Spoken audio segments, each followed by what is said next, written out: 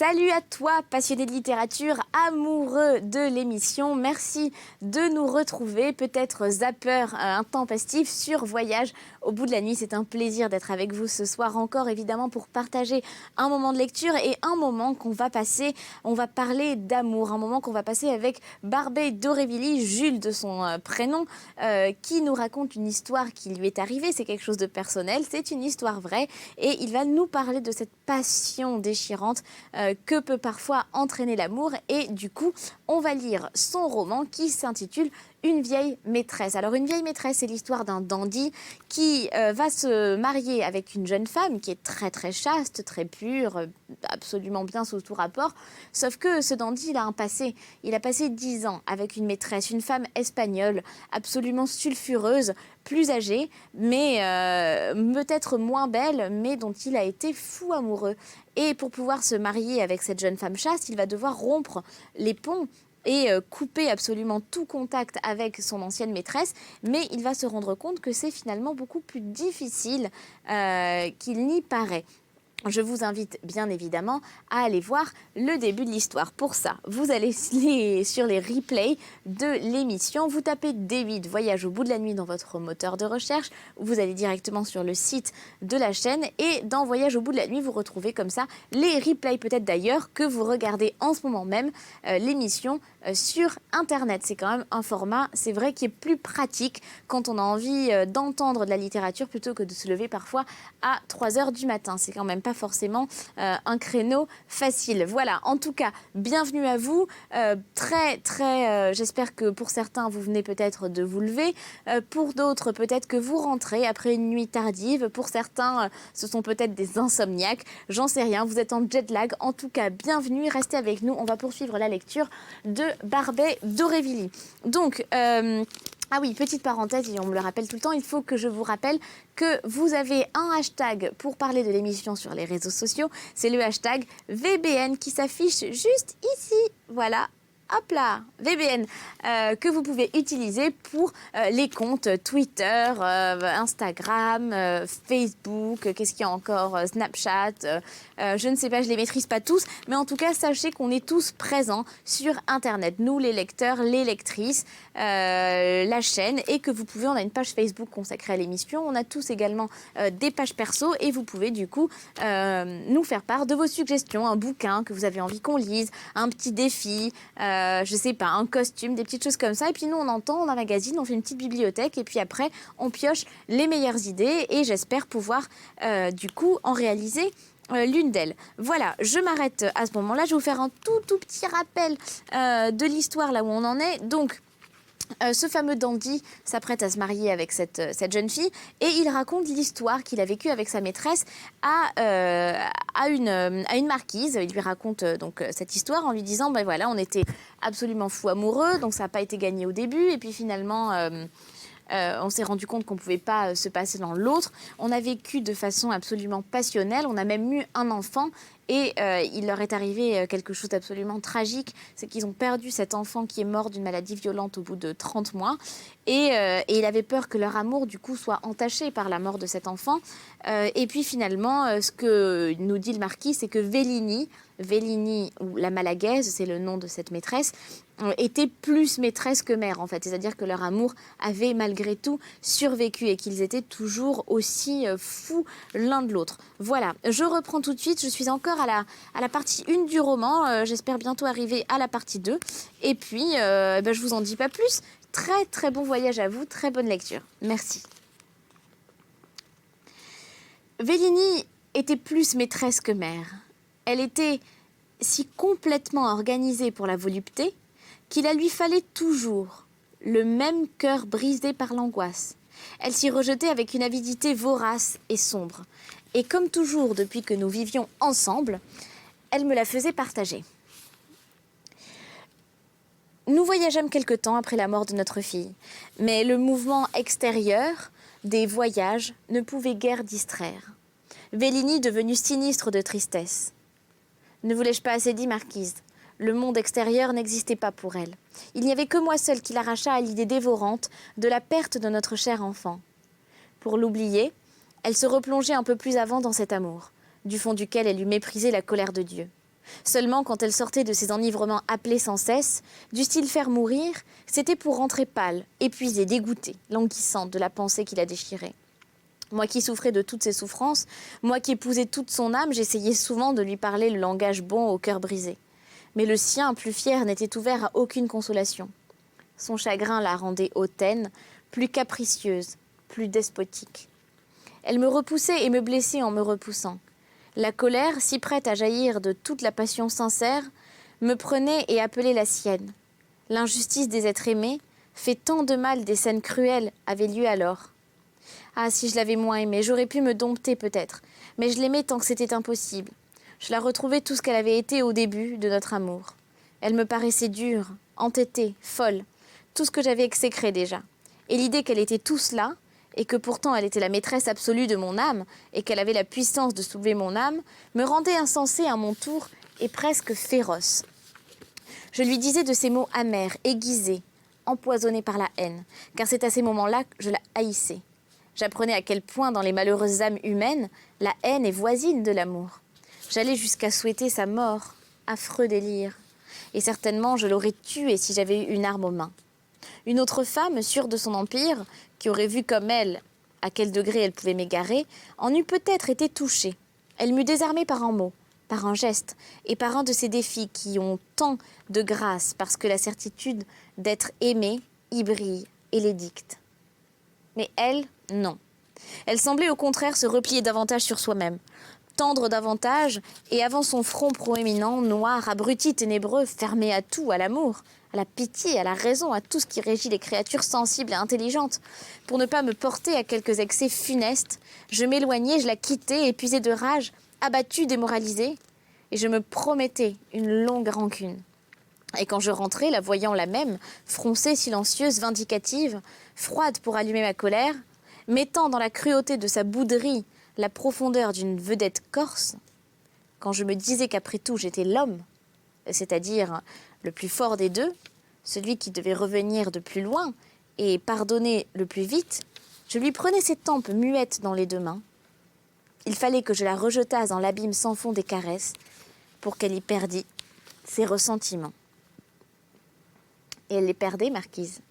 Toute cette haine se fondait dans ce feu. Mais un jour ou l'autre, l'amour vient à mourir dans ces jeux terribles. Il tombe mutilé dans ces batailles des deux cœurs. Il se relève quelque temps pour tomber plus mutilé encore. Mais un jour, il ne se relève plus. Marquise, on n'analyse pas près de 7 années, heure par heure. Et d'ailleurs, j'ai hâte d'abréger ce récit que vous m'avez demandé. Fût-ce uniquement la bizarre amertume que la mort de notre enfant versa dans l'âme de Vélini, qui fut fatale à notre amour, ou le temps fit-il seulement son travail ordinaire dans nos cœurs?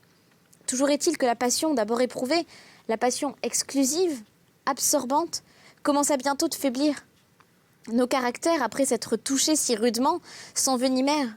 Nous vîmes en dehors de nous, au-delà de cette intimité qui allait ne plus nous suffire, une vie, un intérêt, des jouissances auxquelles nous n'avions pas pensé jusque-là.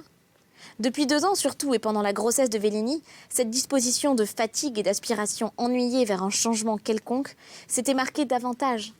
Aujourd'hui, elle éclatait autant en Vélini qu'en moi.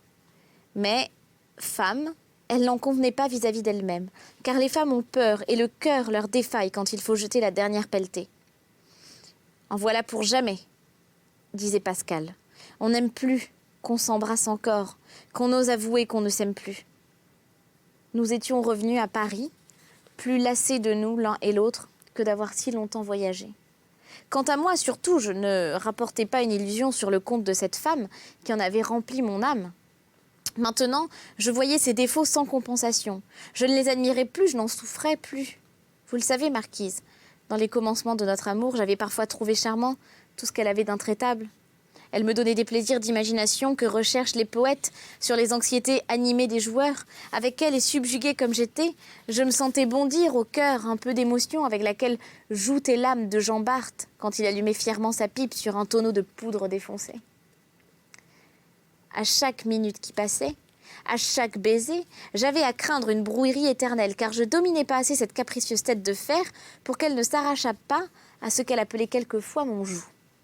J'avais entendu parler à des officiers français du genre de bonheur qu'ils goûtèrent lors de cette guerre de 1809 en Espagne, dans les bras de ces Espagnols acharnés, qui la veille leur envoyaient des balles et qui devaient leur en envoyer le lendemain. À présent, j'étais blasée sur ce genre d'émotion, je n'y étais plus accessible. D'un autre côté, pendant longtemps, aussi, avait été-elle jalouse, et son extravagante jalousie avait produit des luttes les plus vives entre nous. J'avais contemplé bien souvent avec un plaisir orgueilleux et tendre ces absurdes illusions d'un être adoré, à qui je pouvais sans mentir jurer et répéter que j'étais fidèle. Maintenant, ces jalousies m'irritaient sans m'intéresser. Ah, c'était la fin de notre amour, marquise. Mais le croiriez-vous? De cet amour expirant, il restait quelque chose de vivant encore. Ce qui périt le premier chez les autres devait en nous ne pas mourir.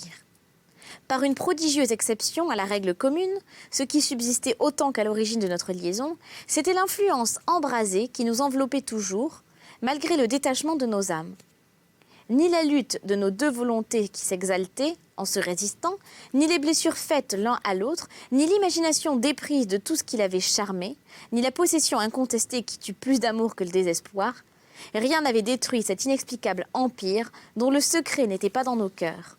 Éternellement, nous sentions sur nous les mailles de l'invisible réseau. Il y avait là plus que les impressions du passé, ses souvenirs et ses habitudes, merveilleux anneaux de toutes les chaînes de la vie. Il y avait là, que sais-je, j'ai parfois pensé à un phénomène que la science seulement devait expliquer. La fierté d'un homme essuie comme elle peut les âpres de la rougeur et de la honte. Marquise, j'étais honteux de cela. Quand j'étais loin de Vélini, je me reprochais cette faiblesse. Je me promettais de résister davantage à des désirs que l'amour ne consacrait plus. Mais sa présence emportait mes résolutions dans ce torrent de brûlants effluves qui s'échappaient et ce corps tant de fois étreint. Source de volupté inépuisable, je l'ai vu souvent, même alors, quand l'amour blessé ne sauvait plus l'indignité de nos violences, au sortir d'une scène acharnée. Elle s'en venait toujours autour de moi avec son regard luisant et étrange, et ses mouvements de jeune jaguar, et nous recommencions d'oublier dans une impérissable ivresse que nous avions depuis longtemps, hélas, cessé de nous aimer. C'est à cette toute-puissance présente que je voulus échapper. Dans le monde, au club, avec mes amis, je me retrouvais tout entier. Je me reconquérais. Homme, je jugeais nettement ma situation, je la dominais. Elle m'impatientait et m'humiliait également. Ce n'était plus à mes yeux qu'un mauvais ménage avec la faculté de divorcer. Je me serais moquée de moi-même, même si je n'avais pas usé cette faculté. Écoutez, Vélini, lui dis-je un soir, voilà plus de 6 ans que nous vivons ensemble, comme mari et femme. Partout où je suis allée, je vous ai amené avec moi. Vous avez été autant mon compagnon que ma maîtresse. À ces 6 ans d'une pareille vie, dans ce tête-à-tête incessant, notre amour a dû mourir sous l'excès même de son bonheur. Vous le savez bien, vous qui, avant de m'aimer, connaissiez déjà les passions et qui, élevez librement au soleil d'Espagne, avec du sang mauresque plein les veines, n'avez eu jamais dans la tête ces idées d'un amour éternel qui crée, malgré la nature, de faux devoirs dans les cœurs des femmes. Notre amour était mortel comme tous les amours, et nous avions pris le moyen de le tuer plus vite par ces accablantes jouissances, toujours cherchées et toujours mises à la portée de notre main. La passion qui nous transportait a fait de nous de vrais sauvages. L'intimité a été la hache avec laquelle nous avons abattu l'arbre pour manger le fruit. C'est maintenant contre nous que nous l'avons tourné. C'est pourquoi ne pas nous épargner ces cruelles et fréquentes blessures, et puisque nous ne sommes plus heureux ensemble, pourquoi ne pas nous séparer? Elle m'écoutait avec cette impassibilité qui rend toute pitié inutile. Elle était assise, je me le rappelle comme si c'était hier, contre le piédestal d'un vase de marbre rose que j'avais rapporté de Venise. Elle fumait languissement son cigare, la bouche muette, les yeux nonchalants, les bras entrecroisés sur sa poitrine de jeune dieu antique, la tête penchée sur son épaule couverte du flot de chenilles écarlates qui ruisselait d'un bonnet grec, posé avec crânerie sur son front bombé et qui lui donnait l'air d'un Nicoglan encore plus que d'une odalisque. Je m'efforçai de plonger et de voir en son âme, mais ni pâleur ni rougeur ne traversa sa peau orange. J'eus peur cependant d'être trop dure pour elle, et j'ajoutai « Et si notre enfant avait vécu, Vélini, c'eût été un lien indissoluble. Je ne parlerai pas de nous quitter, mais Dieu lui-même semble avoir pris soin de nous rendre libres. Rien ne nous fait plus un devoir de rester les mains unies lorsque nos cœurs sont détachés. Quand vous voudrez, je partirai, dit-elle. Sa fierté contenait sa violence. Non, non, repris-je, pas ainsi. Pas quand je voudrais, je vous prends pour juge de ce qu'il faut faire. Est-ce que cette vie agitée, tourmentée tour à tour, opprimée et oppressive, peut remplacer la vie que nous avons savourée pendant 6 ans? Vous êtes une âme trop passionnée et trop grande pour accepter cela, Vélini. Avec les exigences de votre caractère, la fougue de cœur que je vous connais, vous ne pouvez vous ravaler jusqu'à ce mariage au petit pied, sans dignité et sans amour. Je cessai de parler. Ce que j'avais dit ne pinçait pas la fibre cachée qui, d'ordinaire, tressaillait en elle comme la poudre éclate. Elle garda sa pose molle et son regard plein de morbidezze. « Quelle est la femme du monde, Rino, dit-elle, qui demande que vous ne viviez plus avec Vélini ?»« Il n'y en a pas, répondis-je avec une émotion qui lui donna un beau sourire, car elle venait de m'insulter presque autant qu'elle-même par ce soupçon que je dissipais. J'aimerais une femme comme je vous ai aimé, Vélini, que je ne vous sacrifierai pas à sa vanité ou à sa haine. Ces 6 ans ont laissé un sillon d'or dans ma pensée, et jamais personne n'en flétrira le souvenir. Je ne le croyais pas non plus, dit-elle, en me tendant la main. Pardonnez-moi ce mot, que je ne me repente pas d'avoir dit. Je lui pris la main et m'assis près d'elle sur l'espèce de causeuse qu'elle occupait. Nous ne nous aimons donc plus, dit-elle d'une voix et d'un air sombre. Ma pauvre enfant, dit-elle. Vous le savez aussi bien que moi, c'est écrit jusque sur votre front. L'ennui vous accable. Rien ne vous tire de dessous, moi. Je sors, mais vous qui restez seul à la maison, je vous retrouve un peu plus accablée, un peu plus morte à mon retour qu'à mon départ. Quand je rentre, vous ne m'interrogez pas sur mon absence. Autrefois, vous étiez inquiète, jalouse, défiante. Maintenant, non, il y a entre nous, c'est des violences, ce n'est plus que pour des motifs en dehors de l'amour.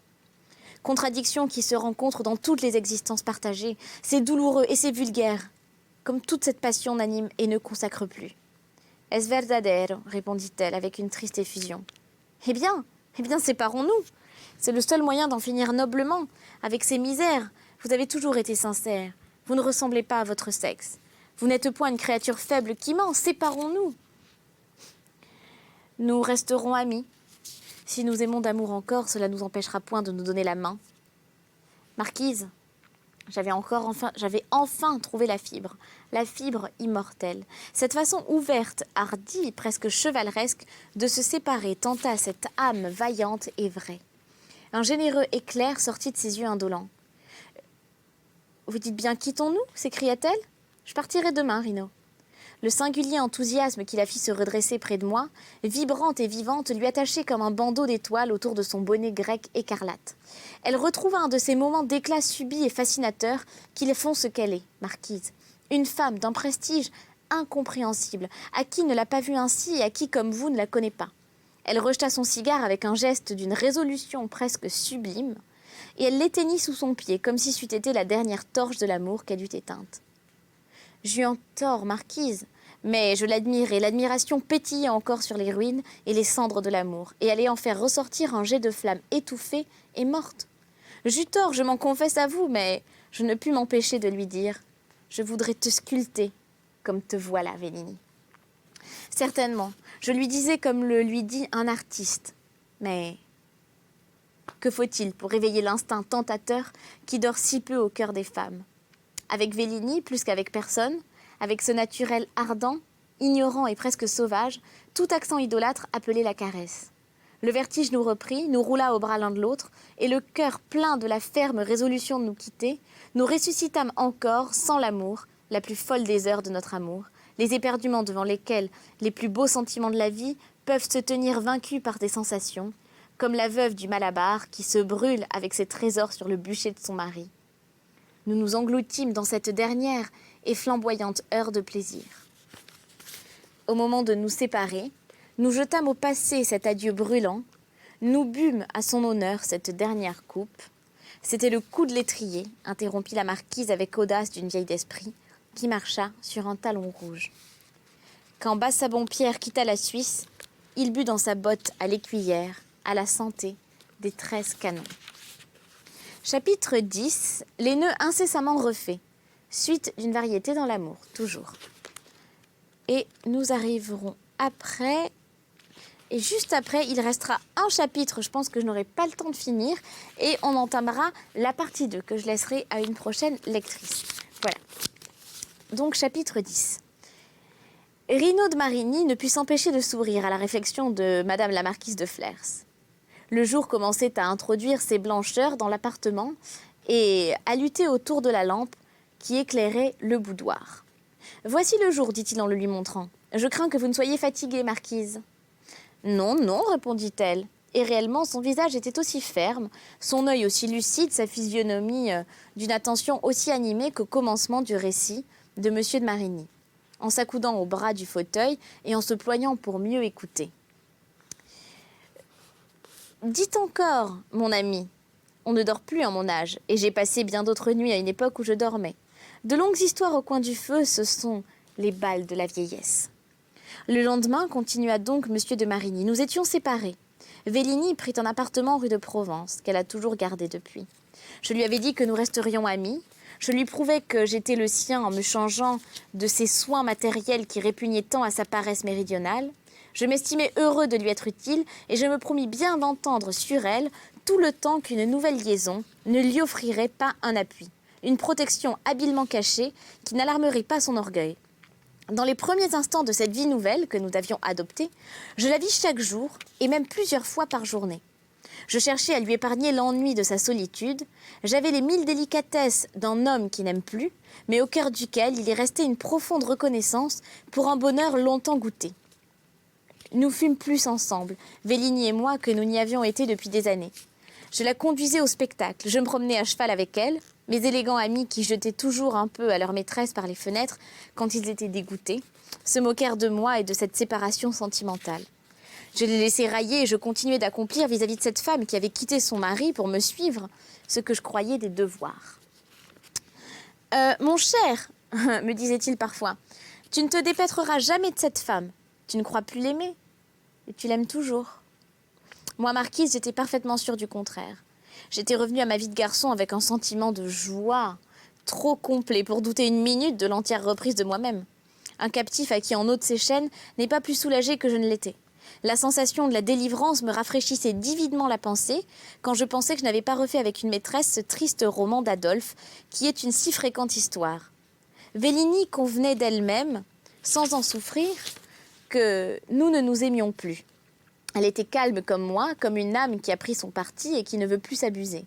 Elle ne demandait pas follement à son cœur que son cœur lui eût refusé, mais fille d'une terre superstitieuse, âme frappée d'une sombre manie, l'amour pour elle avait beau mourir le bonheur qu'il avait donné de devenir impossible, l'existence se scindait et allait par des côtés différents, elle croyait que toujours nous reviendrions, fût-ce du bout du monde, des 4 coins cardinaux de la vie, échoués fatalement dans les bras l'un de l'autre, comme sur un double écueil.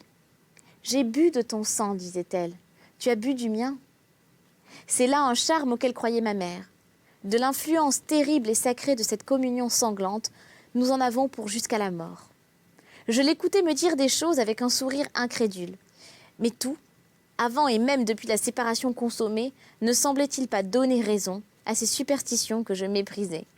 Nous vivions comme un frère et une sœur, mais certains troubles passaient encore, comme une ventilation de feu, à travers cette fraternité qui eût dû être si chaste et si forte, puisqu'elle venait après les expériences de l'amour.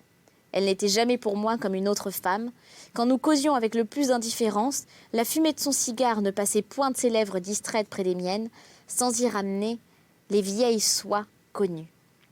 Et quant au bois, descendu un moment de son cheval, elle appuyait son pied sur ma main pour remonter en selle, ce pied possédé, aimé, dévoré de baisers. Pendant 6 ans, laissé pour toute la journée une empreinte chaude là où il s'était posé. Et alors, en ces instants-là, il semblait que les quelques gouttes de son sang mêlées à mon sang se soulevassent au fond de mes veines et y roulassent comme si elles eussent voulu retourner impétueusement à leur source.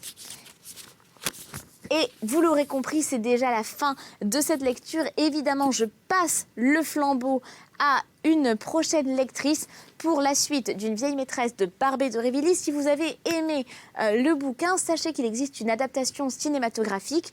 Ça a été réalisé par Catherine Breillat. C'est un très joli film que je vous invite à regarder. Et pour moi, quant à moi, je vous dis à très bientôt pour une nouvelle émission sur D8, sur une nouvelle lecture. Allez, à très bientôt, c'était un plaisir.